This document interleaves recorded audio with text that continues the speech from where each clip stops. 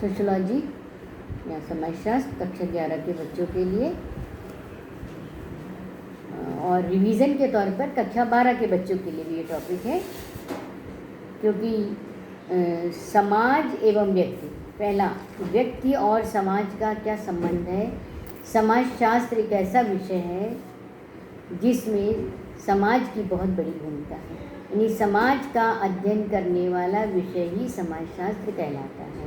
और कैसा अध्ययन करता है? वैज्ञानिक अध्ययन करता है, वैज्ञानिक तथ्यों पर आधारित है। इसलिए समाज एवं व्यक्ति के बारे में अध्ययन करना समाजशास्त्र का प्रमुख कर्तव्य है। तो यहाँ पर सबसे पहले आज हम समाज के बारे में बताएंगे कि समाज किसे कहते हैं। व्यक्तियों का, दो या दो से अधिक व्यक्तियों का जो समूह होता है वो समाज कहलाता है, लेकिन उसमें आवश्यक तत्व है उनके आपसी संबंध। अगर व्यक्तियों के बीच में आपसी संबंध हैं तो उसे हम समाज कहेंगे, क्योंकि समाज संबंधों की एक व्यवस्था है। मैकाइवर एंड पेज के द्वारा समाज संबंधों का एक जाल होता है। ये जो संबंध हैं ये हमें ज़रूर समाज में बनाने पड़ते हैं, क्योंकि संबंध बनाने से ही समाज में व्यक्ति आगे बढ़ सकता है। इसके अलावा समाज की कुछ खास बातें हैं, जैसे समाज शब्द स्वयं में बहुत बृहद शब्द है। इसको अगर हम अध्ययन करें तो इसकी एक जटिल व्यवस्था है। समाज की प्रगति जो होती है अमूर्त होती है। समाज अमूर्त का मतलब था अमूर्त, जिसकी हम मूर्त नहीं बना सकें। अब अगर खाली समाज शब्द हमने कहा है तो इसकी प्रकृति अमूर्त हो गई। आगे मैं अमूर्त के बारे में भी बताऊंगी। समाज में सहयोग और संघर्ष दोनों ही चीज़ें लगातार चलती रहती हैं। समाज विभिन्न प्रकार की संस्थाओं, समितियों और समुदायों के द्वारा ही आगे बढ़ता है। अब ये तो हो गई एक समाज के बारे के प्रमुख तत्व। समाज हमारे पास छोटा और बड़ा भी हो सकता है। बृहद समाज जो होता है उसकी व्यवस्था जटिल हो गई, लेकिन अगर उसी समाज को हमने किसी एक चीज़ के अंतर्गत बांध दिया, जैसे हमने बोल दिया हिंदू समाज, तो ये एक लघु व्यवस्था हो गई और हम इसकी प्रकृति जो होगी वो मूर्त होगी, क्योंकि हम हिंदू समाज की मूर्त बना सकते हैं कि हिंदू समाज के मुख्य तत्व कौन कौन से होते हैं। इसी तरह मुस्लिम समाज के भी मुख्य तत्व कौन कौन से होते हैं वो हम बना सकते हैं।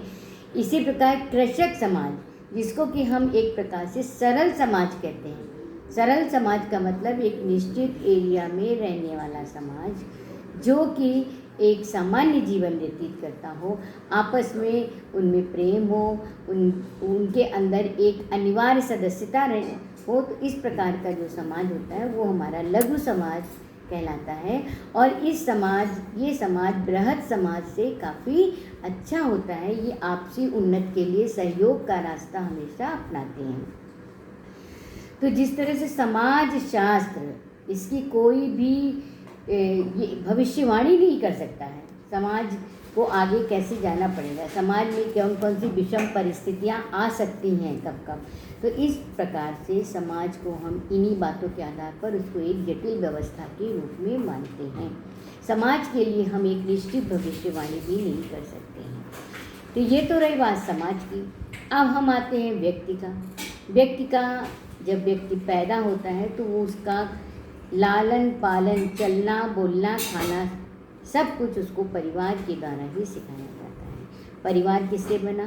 परिवार एक प्रकार का छोटा लघु रूप है समाज का, जिसमें व्यक्ति एक दूसरे के साथ सहयोग से रहते हैं। तो व्यक्ति का पालन पोषण कहाँ हुआ? एक समाज में, जहाँ पे परिवार है। अब समाज में रहकर अकेला व्यक्ति कुछ नहीं कर सकता है, क्योंकि एक व्यक्ति की बहुत सारी आवश्यकताएं होती हैं। ये आवश्यकताएं उसकी सिर्फ खाने, रहने, सोने, वस्त्रों से के अलावा भी और बहुत है, जैसे सुरक्षा।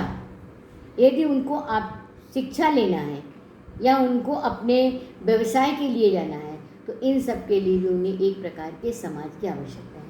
और जब व्यवसाय के लिए आगे जाना है तो उन्हें साधन चाहिए। साधन के लिए उन्हें विभिन्न प्रकार की संस्थाओं से, परिवहन व्यवस्था से, रोडवेज व्यवस्था से उनको जुड़ना पड़ेगा। तो इस प्रकार से समाज हमारा ये जो समाज है ये हमारा अन्य कई चीज़ों से जुड़ा हुआ है, तो व्यक्ति को समाज की निरंतर आवश्यकता पड़ती है। इसलिए हम कह सकते हैं कि व्यक्तियों के बिना अगर समाज नहीं बन सकता है तो किसी एक व्यक्ति का विकास भी समाज के बिना नहीं हो सकता है।